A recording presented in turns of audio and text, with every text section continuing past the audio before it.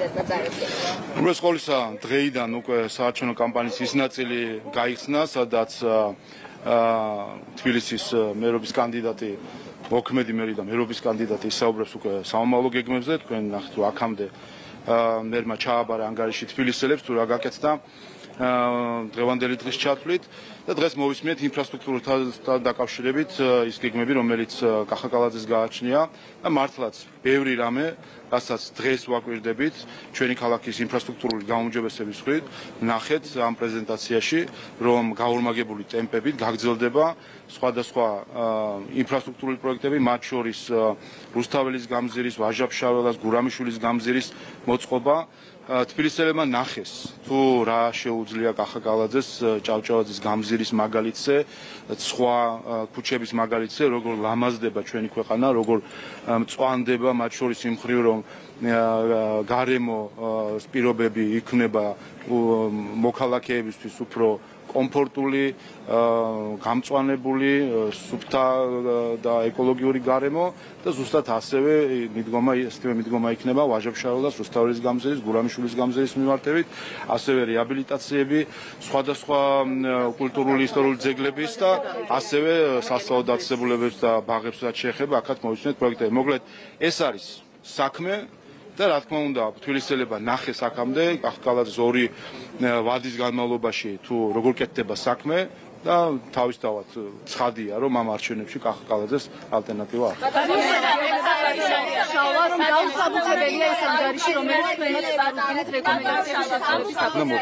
აქვს. ბრიუსელი გეუბნებათ, რომ თქვენი პასუხები, რომელიც მათ გაუგზავნით ევრორეკომენდაციების შესრულების საპასუხოდ, შეიცავს დაუსაბუთებელ პასუხებს.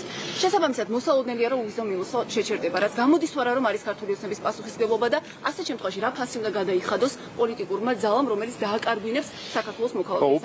უპირველეს ყოვლისა ერთ დეტალს მივაქციოთ ყურადღება. ნახეთ ყველამ, რომ ბრუსელი ჟონავს. ნახეთ, რომ დოკუმენტი, რომელიც გაგზავნილი იყო ოფიციალურად, აღმოჩნდა რატომღაც პროპაგანდისტული მედიის ხელში. ნახეთ, რომ რადიო თავისუფლება, რომელიც აფინანსებს ბრიუსელი და ამითაც გამოჩნდა საერთო ჯამში რადიო თავისუფლება, რომელიც თავის დროზე CIA-ის მიერ შექმნილი ქვედანაყოფი არის პროპაგანდისტული და დღეს ნახეთ, რომ ამერიკამ შეუწყვიტა ამ პროპაგანდისტულ მანქანას დაფინანსება ტრამპმა და ბრიუსელმა აიღო თავის თავზე დაფინანსება საკუთარი პროპაგანდისტული მედია და აქცია სპეცსამსახურების ქვედანაყოფი და ნახეთ როგორ ჟონავს ბრიუსელი ამის მაგალითზე. თუმცა აქ პრობლემა არაფერი არ არის. პირიქით, ჩვენ გვინდოდა კიდევ ჩვენ არ გვქონდა უფლება რომ გაგვესაჯაროებინა, თუმცა ჩვენი სურვილიც არის, რომ პირიქით გასაჯაროდეს და ნახოს საზოგადოებამ თუ რა პოზიცია აქვს საქართველოს ხელისუფლებას.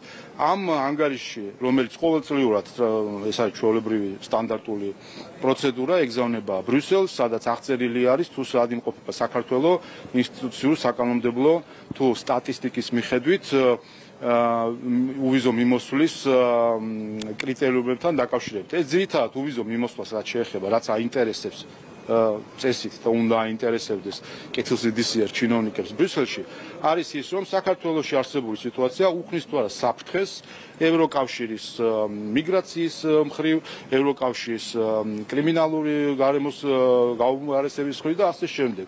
ამ მხრივ საქართველოს არის სამაგალითო იმ მხრივ, რომ მიგრაციული ნაკადების მართვა, მათ შორის ახალი კანონი და ცვლილებები, რომელიც ჩვენ მივიღეთ მიგრაციასთან დაკავშირებით, ხედავთ როგორ ხდება უკანონო მიგრანტების გაშვება ქვეყნის ტერიტორიიდან, მათ შორის რეადმისიის მხრივ საქართველოს კეთილსინდისიათ იქცევა, მათ შორის პოლიციის ატაშეები, რომელიც იმ ქვეყნებში სადაც შეიძლება იყოს რისკი, რომ საქართველოს მოქალაქეებმა ჩაიდინონ დანაშაული ან არსებობს გარკვეული სტატისტიკა, პოლიციის ატაშეები არის ყველა ასეთ საელჩოში მივლენილი და ადგილობრივ სამართალდაცვო სისტემასთან ერთად მუშაობენ ამ სექტორში, ასე რომ ამ მხრივ ყველაფერი მთავარი აქცენტი იყო ევროკომისიის რეკომენდაციების, თქვენგან ითხოვდნენ სწორედ ადამიანის უფლებების დაცვას. საპასუხოდ თქვენ იმის აღიარებას გიწევთ ანგარიში, რომ აი მაგალითად დემონსტრაციების დროს არც ერთი პოლიციელი არ დაგიჭირათ იმ ძალადობის გამო, რომელიც გამოიყენეს საქართველოს მოქალაქეების წინააღმდეგ. რაც შეეხება კანონის უზენაესობის მიმართულებას, ამ მხრივ ჩვენ გვაქვს ობიექტური შეფასებები სხვადასხვა რეიტინგების, ხომ? ჩვენ ხედავთ ახლა ზოგიერთი მიკერძოებული უცხოელი პოლიტიკოსი სახელმწიფოსი საკუთარ დღის წესრიგს არგებს საქართველოს მიმართ შეფასებებს. მაგრამ როგორც კი ზოგიერთ ხელისუფლების წარმომადგენლები ბალტიის მათ შორის ბრიუსელის ჩინოვნიკები თავისთავად როგორც კი ობიექტური შეფასება გამოდის თავად ევროკავშირის ევროკომისიამ სულ ახლახან დადო ერთ-ერთი კვლევა ორგანიზაციის სადაც ნახეთ რომ საქართველოს ევროკავშირის წევრ ქვეყნებსაც კი უსწრებს ან კორუფციის სიმცირით კანონის უზენაესობის მაჩვენებლებით და ასე შემდეგ ყველა მაჩვენებლებით კანდიდატ ქვეყნებს უსწრებთ ყოველთვის ამას ეს უკვე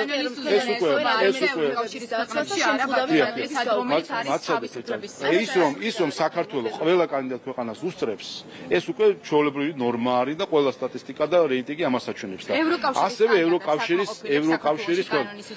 თავისთავად თქვენ სულ ახალ ნახეთ ბერლინში როგორ ბრუტალურად დაარბიეს აქცია ათხრევდნენ მონაწილეებს და ძალადობდნენ მონაწილეებზე და ეს არის პირველი შემთხვევა, როდესაც ბერლინში, პარიზში, ამსტერდამში, სხვა დედაქალაქებში პოლიცია ბრუტალურად ექცევა დემონსტრანტებს და ეს ნახეთ რომ ლამის ნორმად იქცეს ევროკავშირში. რამდენი პოლიციელი დასაჯეს, როდესაც ბრუტალურად დაარბიეს და სისხლიანი ნომერი მოუწყვეტ საქართველოს ევროკომისიის ანგარიში არამოგვიჩვენა შეიძლება იქ არის ნათქვამი რომ ადამიანები არ გადაშიათ ეს ანგარიში შეიძლება გახდეს საფუძველი რომ საქართველოს მოქალაქეებს უვიზო რეჟიმი შეუჩერონ ბრიუსელი არ არის სასამართლო ბრიუსელი ვერ იქნება სასამართლო ბრიუსელი ვერ იქნება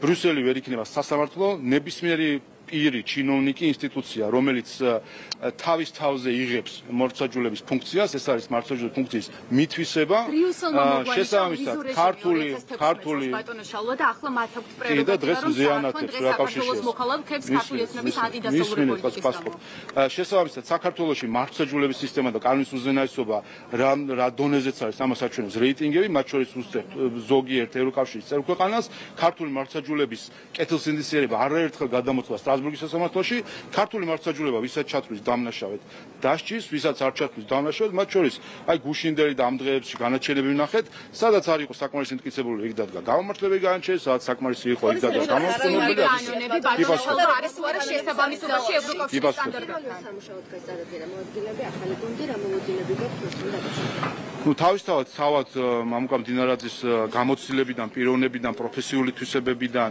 და მათ შორის პოლიტიკური ალღოდან რაც ასევე მნიშვნელოვანია უსაფრთხოების სისტემის ხელმძღვანელისთვის გამომდინარე ეჭვი არც გვეპარებოდა იმასთან დაკავშირებით რომ ის პირველივე დღიდან სისტემის ეფექტიანობის ზრდისკენ გადადგავს მნიშვნელოვან ნაბიჯებს. ამიტომ რა თქმა უნდა მნიშვნელოვანი არის რომ ხელმძღვანელი ეყრდნობოდეს იმ მოადგილეებს, რომლებიც ზუსტად უნდა შეასრულონ ის ამოცანები, რომელსაც ხელმძღვანელი დაუსახავს, როგორც ინსტიტუციური რეფორმირების თუ ყოველ შემთხვევაში ცვლილების მხრივ, ისე თავად საქმიანობის ეფექტიანობის გაზრდის. ამიტომ მამუკა მდინარაძეს აქვს როგორც პრემიერ-მინისტრის, ასევე გუშინ პარლამენტის კენჭისყრის შედეგად პარლამენტის სრულინდობა და უსურვებთ ამ მხრივ წარმოადგენს ოპოზიციის რადიკალურ ქმედებებს შეურაცხყოფებს ეტირებას და ასე შემდეგ. როგორ შეაფასებთ მათ ამ ქმედებას? ხო, გუშინ ჩვენ რაც ნახეთ, მე მგონი ეს მნიშვნელოვანი არის, რომ ეს ყველაფერი გავიაზროთ.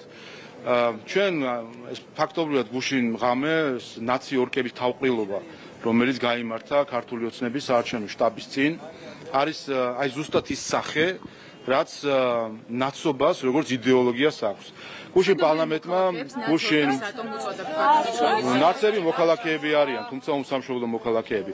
გუშინ პარლამენტმა მიიღო დადგენილება, რომელიც ეხება ნაციონალურ მოძრაობის რეჟიმის შეფასებას და ნახეთ თქვენ თუ რა მძიმე ფაქტები, მტკიცებულებები არსებობს არა მხოლოდ ნაციონალურ მოძრაობის როგორც პარტიის, არამედ ნაცობის როგორც იდეოლოგიასთან დაკავშირებით. აი გუშინ ჩვენ ნახეთ ნაცობის სახე რა არის. აი ეს ორკების პარადი გუშინ რაც იყო მოწყობილი იქ, გინება, ძალადობა, ფაშისტური ყიჟინა, ტიტუშკების მიერ დადევნება ადამიანების მიმართ. აი ეს ორკების პარადი გუშინ რაც ჩვენ ნახეთ, აი ეს არის ნაცობა, რას უშლება ნაცობა ადამიანს. ნაცობა არ არის ნაციონალური მოძრაობის პარტიის წევრობა.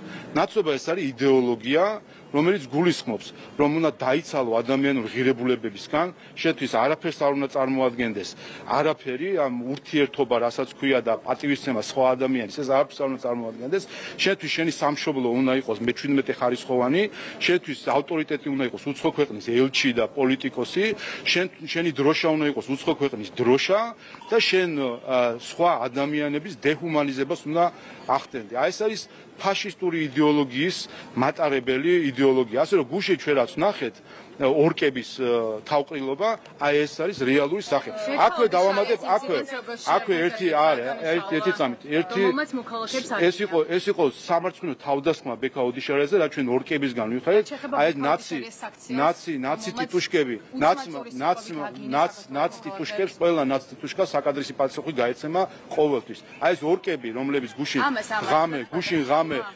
ღამე გამოძვრენ და ნაცი ორკები, რომლებიც გუშინ დაბორიალობდნენ, აი ეს არის ნაცობის სახე. კიდე ერთი ასპექტი, რომელსაც მინდა რომ ყურადღება მივაქციოთ. გუშინ ამ ორკების თავყრილობის ერთ-ერთი ორგანიზატორი, ერთ-ერთი პასუხობს ერთი წამი, მაცადეთ გუშინ რა შეეხება ნაც ორკებს, ხო? გუშინ ამ ნაცი ორკების თავყრილობის ერთ-ერთი ორგანიზატორი იყვნენ ის ექსტრემისტული დაჯგუფება, რომელსაც გუშინ წინ გერმანიის ელჩმა რომლებიც მიიღო თავისთან ინტერვიუს კი მისცა და პოზირებდა აი ამ ექსტრემისტ ადამიანთან ერთად და სოციალურ მედიაში პოსტები დაწერა და თქვა რომ აი ეს არის საქართველოს მომავალი კარგ ხელშიაო. აი გუშინ ჩემი შეფასება გუშინ ჩვენ რაც ვიხილეთ, აი ეს ორკების თავყრილობა, ეს გინება, ეს ლანძღვა, ძალადობა, ტიტუშკების მიერ აყოლა, ეს ფაშისტური ყიჟინა და ასე შემდეგ. აი რაც ნახეთ, აი ეს არის ის საქართველო, რომელიც გერმანიის ვისმინეთ, აი ეს არის მაცადეთ, მომისმინეთ ბოლომდე. გუშინ ჩვენ რაც ვიხილეთ, გუშინ ერთი საქართველოს მოქალაქე. თქვენ თავთან თვითერს თუ ჩემთან. კითხვას გისვამს და ან პასუხობთ და რა ვიცი. პასუხობ.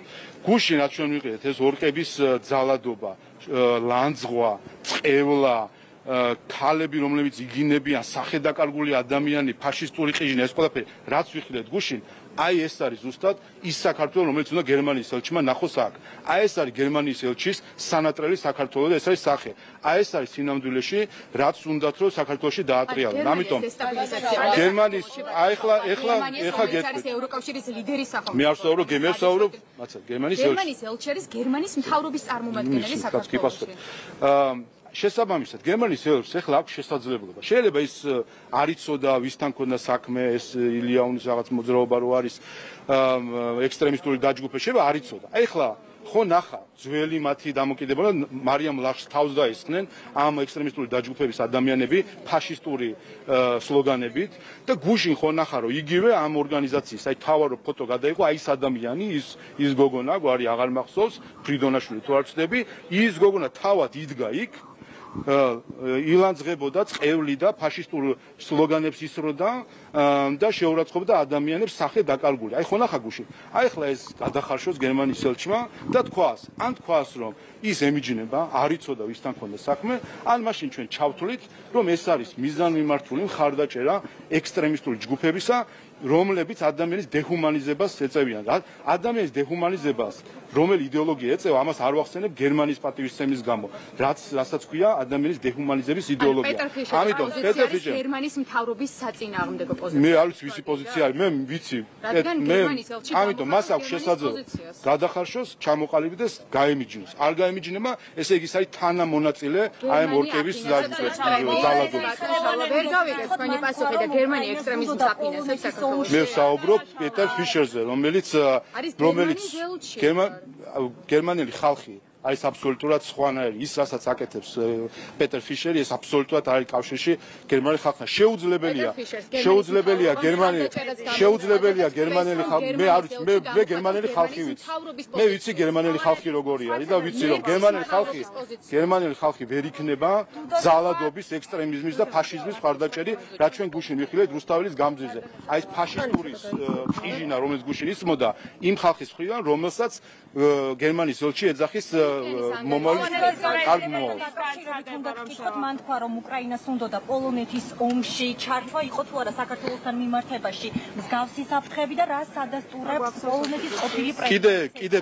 კიდე ბევრი პრეზიდენტი ყოფილი თუ ასე შემდეგ იტყვის ამ ყველაფერს, რასაც ჩვენ საუბრობდით, ეს თავად უკრაინელებმა თქვეს. არესტოვიჩი, რომელიც აქ ქართველი, აი ამ ზუსტად გუშინდელი ორკები რო არის, ამ ორკული საზოგადოების მიერ გაღმერთებული ადამიანი იყო. უსმინეთ არესტოვიჩი რას საუბრობს დღეს.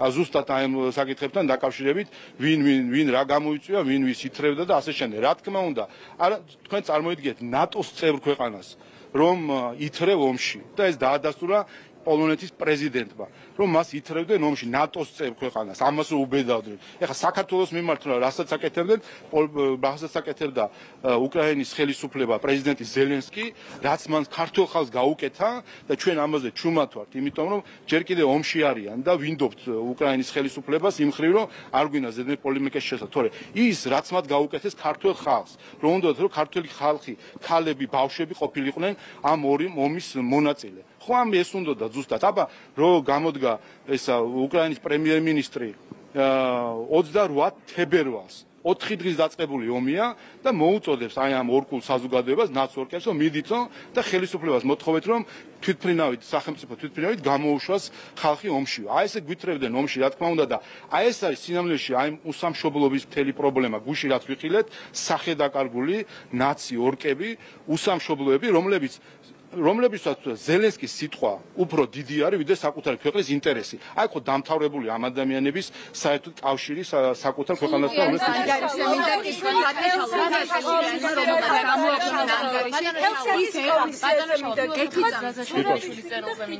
არიან დაბარებული 10 რიცხვში ისინი ჰელსინკმა თქვა რომ სახელმწიფომ ძირი გამოუხარა სუვერენიტეტს და ამ თემაზე იქნებიან.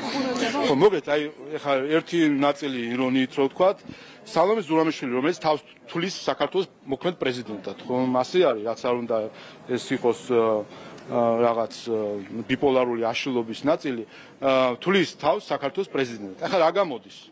მისი გადმოსახედიდან ის ჩადის უცხო ქვეყანაში 4 დეპუტატთან შესახვედრად საჯარო გახილვა იქნება სავარაუდოდ, იმისთვის რომ აუხსნას მათ თუ რატომ ის რომ საქართველოს მოქმედებს, რომ საქართველოს საკუთარი ინტერესებით რომ მოქმედებს, რამდენად ცუდია და არ მოქმედებს ამერიკის ინტერესებით. ანუ საქართველოს პრეზიდენტი მიდის იქ როგორც მოწმე, რომ დაუტკიცოს ამერიკელ ზოგიერთ იქ სენატორს თუ არ ვიცი ვინ კონგრესმენს, რომ როგორ ცუდია, რომ მისი ქვეყანა, რომლის პრეზიდენტიც ის არის, საკუთარ ზღაპრულ წარმოდგენებში, მისი ქვეყანა როგორ ცუდია, რომ იმ უცხო ქვეყნის ინტერესებით არ მოქმედებს და მოქმედებს თავისი ინტერესებით. აი ამაზე მეტი ну რა გითხრათ ანუ აბსურდიც აღარ არის ხო და ერთი და მეორე ეხა სერიოზულად სალომე ზურაბიშვილი არის მაკენის ინსტიტუტის სტიპენდიატი ან ჩვეულებრივად უცხოელებს ყავთ ხელფასზე ამაზე მეტი აგენტობა რა გინდათ თინა ხიდაშელი არის ტაივანის ესე იგი არაღიარებული ქვეყანა რომელიც სეპარატისტული რეჟიმის დაფინანსების ქვეშ მყოფი ადამიანი არის თინა ხიდაშელი, რომელსაც ფულს უხდიან იმისთვის, რომ რაღაც ანტიჩინური განწყობები გააღვიოს და ნუ ამაზეა გაწყობილი ყველაფერი. ანუ ორი ადამიანი, რომელიც ჩადის ახლა ღია ეთერში სამშობლოს ღალატის ჩასადენად და ნუ ეს კინოც ხო ვნახეთ. იქ ვნახეთ გიგაორი და ჩხიკვაძე თუ არ ვცდები, რომლებმაც ასევე ფიქრობთ რომ თუ ანტი-ამერიკული რატო ახლა სალომე ზურაბიშვილს და ცუდრამეს თუ ამბობ ეს აიმე ტრამპს ქართულ ოცნებას ერთი წამი ამ კითხვაზე მეპასუხეთ. თქვენ თქვით რომ ამერიკის მთავრობა არ გაქცევთ სათანადო ყურადღებას რეგიონში. ჩვენ ვნახეთ რომ სომხეთთან, აზერბაიჯანთან, თურქეთთან ყველასთან დაამყარა ტრამპის ადმინისტრაციამ კომუნიკაცია, თუმცა არა საქართველოსთან. და თქვენ ფიქრობთ რომ ამ ანტი-ამერიკული, ანტიდასულური რიტორიკით მიიპყრობთ ტრამპის ადმინისტრაცია. ის რომ მაგალითად ამერიკას საკუთარი ინტერესების გატარება უნდა. თუ ინტერესების გატარება უნდა, თქვენ მაშინ რატომ გინდათ ახალი ფურცლიდან ურთიერთობების დაწყებას? ცოტაუტოპიური არ არის თქვენი განცხადება. utopიური ციფრა არის საქართველოს პროგრამის აღდგენა, მაგრამ ამავდროულად ვლანცხავთ ჩვენს ამერიკელ პარტნიორებს. ხო, უყურეთ თავის დროზე სახელმწიფოები იმიტომ შეიქმნა დამოუკიდებლად, რომ ყველამ თავის ინტერესი გაატაროს. ის რომ ამერიკა თავის ინტერესს ატარებს, ეს არის აქსიომა. ტყუილი ის იყო, ჩვენ რომ ყოფილი ელჩები ამერიკის გვიმტკიცებდნენ დეგნარი მაგალითად გამოდიოდა და გვეუბნებოდა რომ საქართველოს ინტერესებით მოქმედებს. რაც აი ტყუილი. არა, მე მაგალითი მომყავს. აი დღეს გერმანიის ელჩი რო გვეუბნება თითქოს ის საქართველოს ინტერესების მოქმედებს. ელჩები, რომლებსაც ფიცი აქვს დადებული საკუთარი ქვეყნის მიმართ ერთგულებაზე, ჩვენი ქვეყნის ინტერესით როგორ გამოვიდა ეს ნახეთ ჩვენ უკრაინის ომის მაგალითზე. როგორც კი გაგვწევა ბევრმა ევროპელმა, რომელიც მოგვიწოდებდა ესკალაციისთვის და ასე შემდეგ. რა თქმა უნდა, მე მოყოლილი მაქვს კიდევაც ქალბატონი დეგნანი ელჩი, როგორ მოვიდა ჩემთან 28 თებერვალს 4 დღის დაწყებულია ომი და კიევს არის მიმდგარი რუსული ჯარი, როგორ მოდიოდა კატეგორიულად ითხოვდა, რომ აირჩიეთ ახლა სად გახართ. უნდა მოახდინოთ ესკალაცია რუსეთთან, დაუწესოთ სანქციები, ჩაკეტოთ ცა, ასე შემდეგ კატეგორიული. დიახ, ჩემი არა, მე გეუბნებით რას ითხოვდა, რას ის რომ ელჩი მოვიდა ჩემთან ეს მითხრა, ეს მოახსენე მე ბატონ ობრაიენს, როდესაც იყო ჩამოსული ახალ ელჩთან, მაშინდელს დანიგანთან ერთად. ეს უთხარი მე სახელმწიფო მდივნის თანაშემწის მოადგილი აქვს, მოადგილის თანაშემწი აღარ მახსოვს, მას უთხარი. და იმან არაფერი საწინააღმდეგო დამეცახა, იცით რა მითხრა? ხო, ალბათ ჩვენ მაშინ შევწდით, რომ ზედმეტი მოვითხოვეთ და ჩემი პასუხი იცით რა იყო? აი თქვენ რომ შეცდით, შეიძლება იმ შეცდომის გამო, აი ხა დღეს ვისი ტანკი იდგებოდა აი ამ ტერიტორიაზე, ეს სხვა იქნება. ითხოვდნენ თუ ომის გაჩაღებას ტერიტორიაზე, ორი სხვადასხვა რამ არის, რომ აი რუსეთისთვის ყველა სანქციებს შევერთებოდით თუ ყველა ვინც ითხოვდა ესკალაციას რუსეთთან, ცდილობდა საქართველოს ჩათრევას ომში. ყველა ვინც გვეუბნებოდა ჩაკეტეთ საზღვარი, ითხოვდა ამას. ყველა ვინც ამბობდა რომ ვიზები შემოიღეთ, ეკონომიკური სანქციები დააწესეთ, ყველა ეს არის ინსტრუმენტი ესკალაციის და ომში ჩათრევის. ეკონომიკურ სანქციებს ითხოვდნენ თუ ომს ეს ვერ გავიგე. ეკონომიკურ სანქციებს რომ სანქციებს შევერთებოდით რუსეთის წინააღმდეგ გითხარით სამხედრო პოლიგონად გადაქცეული იყო. ქალბატონი დეგნანი ავტომატით მოსული ჩემთან არ იყო, რომ ახლა შენ ავტომატი და წადი ისროლეო, მაგრამ ამას ვამბობ და ზუსტად ეს არის, რაზეც საუბრობს მათ შორის პრეზიდენტი, პოლონეთის პრეზიდენტი და სხვები. როდესაც ახლა მზის შუქზე გამოდის ყველა ის საუბრები და მტკიცებულები რაც იყო. ითხოვდნენ ესკალაციას ქვეყანასთან, რომლის ჯარიც 30 კილომეტრიდან აიქედან 30 კილომეტრში დგას. მასთან ითხოვდნენ ესკალაციას, ეკონომიკურ სანქციებს, ჰაერის ჩაკეტვას მათი თვითმფრინავებისთვის და ასე შემდეგ. რა თქმა უნდა, ეს იყო პირდაპირი წიხლით ჩვენი შეტენვა ომში, როდესაც რაც მაშინ აკეთებდა. და ეს მე კიდევ ერთხელ უთხარი ამერიკის სახელმწიფო დივნის თანაშემწეს და არანაირი წინააღმდეგო მას არ ქონია დამეთახმა ამ ყველაფერში და მობოდიშებასავით მოვიდა რომ რა ვქნათ, არ გამოვიდა ლამაზად ხო და ნუ ესეთია ლამაზით არ გამოსვით, დღეს ვიქნებოდით მიწასთან გასწორებული ქვეყანა, არც თქვენი ტელევიზია იქნება და არც თქვენი და ნუ არც ვისად იქნება და ყოთო. გითხოთ რატომ არის შტატების პოზიცია განსხვავებული ევროპის დამოკიდებულებასთან და გამორიცხავთ რომ ტრამპი იმიტომ არ ჩქარობს საქართველოსთან ურთიერთობის დაალაგებასთან ქვეყანა უფრო დასუსტდეს და მოლაპარაკების შემთხვევაში ქვეყანა უფრო ცუდ მდგომარეობაში აღმოჩნდება. მე ერთ ამას ვიტყვი. ჩვენ ვიცით რა არის ფაქტები. ფაქტები არის ის, რომ რასაც ჩვენ საუბრობდით Deep States მავნე გავლენაზე, ამერიკის ბიუჯეტის ხარჯვაში აქ რევოლუციებზე, საზოგადოებისთვის მავნე, უბრალოდ არარსებული იდეოლოგიის შემოტანაზე, ეკლესიის წინააღმდეგ ბრძოლაში ასე ჩიხარჯებოდა ამერიკელი გადასახადების გადამხდელის ფული, ყველაფერი ეს დაადასტურა დღეს ტრამპის ადმინისტრაციამ. ანუ რასაც ჩვენ ბოლო რამდენიმე წელია ვსაუბრობთ, რის გამოც ჩვენ ვიყავით თავდასხმის ობიექტი მათ შორის წინა ადმინისტრაციის მხრიდან, ყველაფერი დადასტურდა რომ იყო სიმართლე. ქართველი ხალხი და მისი ხელისუფლება ვიყავით მართალი იმ მავნე პროცესების აღწერაში, რასაც ჩვენ მაშინ ვახდენდით და ბევრი არ იჯერებდა თუ არ უნდა დაეჯერებინა.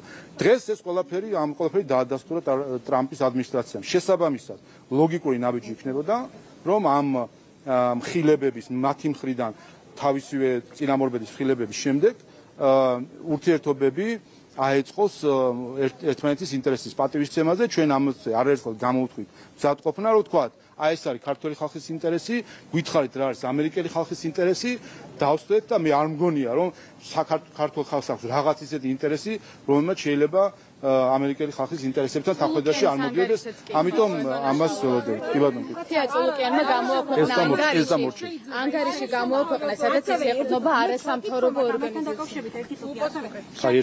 მისავე წერილში საუბრობს, რომ მძლავრი პროვოკაციები არის მოსალოდნელი Deep State-ის მართული ევროკავშირისგან და ხელისუფლებამ პოზიციები უნდა გააძლიეროს. თავისთავად, მათ შორის გუშინ რაც ნახეთ ეს ორკების შაბაში და ნაცი ტიტუშკები, ესეც არის ზუსტად ამ პროვოკაციების ნაწილი. ხედავთ, როდესაც ჩვენ უცხო ქვეყნის წარმომადგენლები აქებენ და ახალისებენ ამ ორკების დაჯგუფებებს და შემდეგ ეს ორკების დაჯგუფები გამოდიან ღამით და აქციებივით და ტიტუშკება დაძდევენ ხალხს ქუჩაში. რა თქმა უნდა, ესეც ნაწილი არის იმისა, რომ არიონ ქვეყანა, მაგრამ კიდევ ერთხელ ამის კი არა ჩვენ ისეთებს გაუძლებთ, აგერ პოლონეთის პრეზიდენტი ამბობს, პოლონეთს ითრევდნენ თურმე ომში და ასეთებს გაუძლო ქართულმა ხალხმა.